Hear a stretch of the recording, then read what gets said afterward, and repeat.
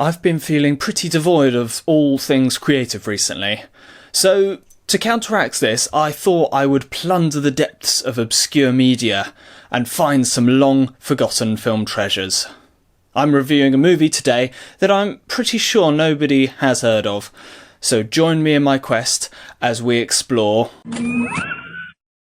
Iron Man is great.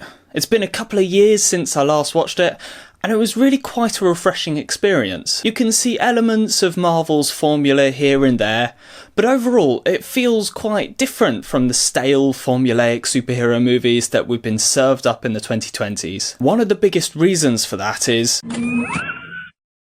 you really buy Robert Downey Jr. as this entitled, privileged genius. He plays Tony Stark to perfection, and there was a reason he was the linchpin of the Marvel Cinematic Universe for so long. He's witty, sassy, oblivious, troubled, clever, but most importantly, he's incredibly flawed. But that's what makes him so fun to watch. Tony has a fully realised self-discovery character arc in this movie, yet he's still left with tons of development to do by the end of the movie, as we see throughout the series. He jumps before he thinks, and sometimes he just doesn't think at all because he's never had to worry about the consequences of his actions for his entire life. He's a man of extremes in this movie, going from an arms dealer at the beginning of the movie who's naive and oblivious to the fact that he's causing this much harm to innocent people, to an international vigilante, hell-bent on reversing the wrongs he and his company have played a part in. The first 40 minutes follow Tony's journey into the underworld and his awakening upon his escape. It's quite mythical, really. Obadiah and Rhodey are trying to pull him back to his previous worldview, but it isn't happening. Tony suffers hell by his own hands, goes through a baptism by fire, literally, and comes out as a new man and starts to working towards to fix the wrongs that he and his company have caused. His eyes are opened, and now he just can't go back to the way things were before. And that's why Tony Stark is such a great character. But let's move on to the CGI just looks a lot better than some of the Marvel movies released today. And to be fair, they were playing to their strengths using a lot of metallic textures, which were some of the easier textures to come up with back in the day. But it's still great nonetheless. The Marvel CGI hasn't really been the same since I think about Iron Man 3, which I think is when Marvel started shooting fully digitally rather than a hybrid of film and digital. And from Phase 2, the characters haven't really felt like they've had the same weight like they do in these first couple of appearances. The use of practical suits and props alongside CG really helps to give them a feeling of weight and presence, and they really blend together well with the environments. Speaking of the suits, it's impossible not to talk about gear is great. I love a gear montage.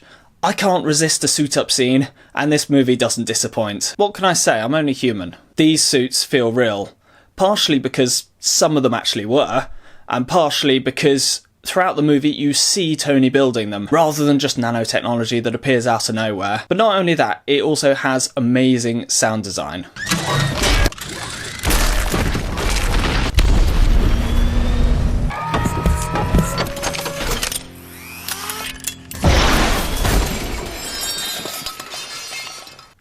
Beautiful. You really feel every impact, every turn, every repulsor blast, and they're all believable except for maybe this one.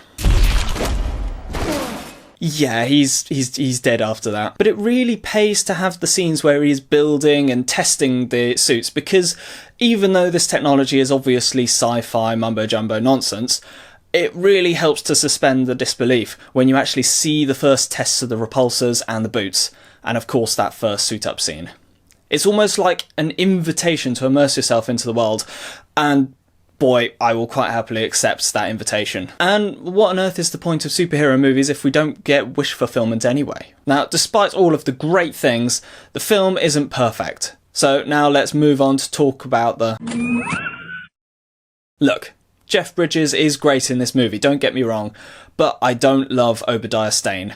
At least not in the third act when he suddenly turns into a big bad mecha dude. He works a lot better as the conniving, backstabbing, moustache-twirling behind-the-scenes businessman. Obadiah is a menacing enough presence without becoming a mecha monster.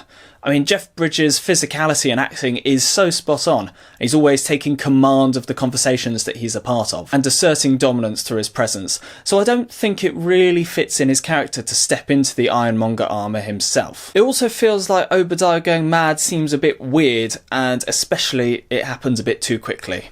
I mean, we get a sense of his greed and his manipulative tendencies throughout the movie, but you never get a sense that he's personally going to go on a rampage. And I understand why they wanted Obadiah in the suit. I mean, he's Tony's ideological opponent and antagonist for the rest of the movie, but I think they could have kept Obadiah as the villain whilst also putting somebody else in the suit. Obadiah could convince Rhodey that Tony is going off the rails and suffering with PTSD, which shouldn't be too difficult given their previous interactions. Obadiah then creates a situation where Rhodey has to don the Ironmonger suit to take on Tony, who he perceives to be out of control.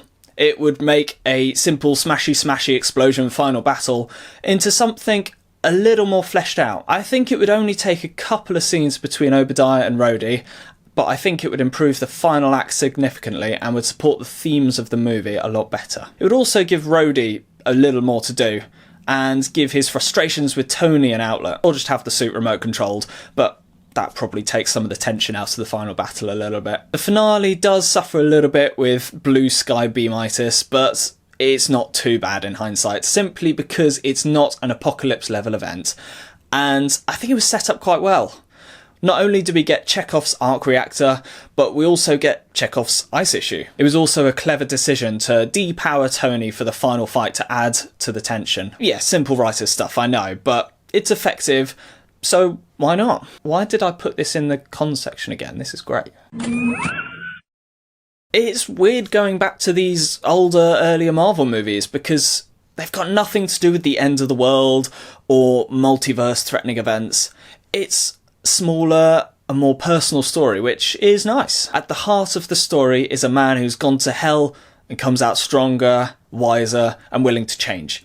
He's still far from perfect, which is a great move from the writers to give Tony's character somewhere to go in the later instalments of the universe. 7 out of 10, great character work, with a bit of a rushed third act.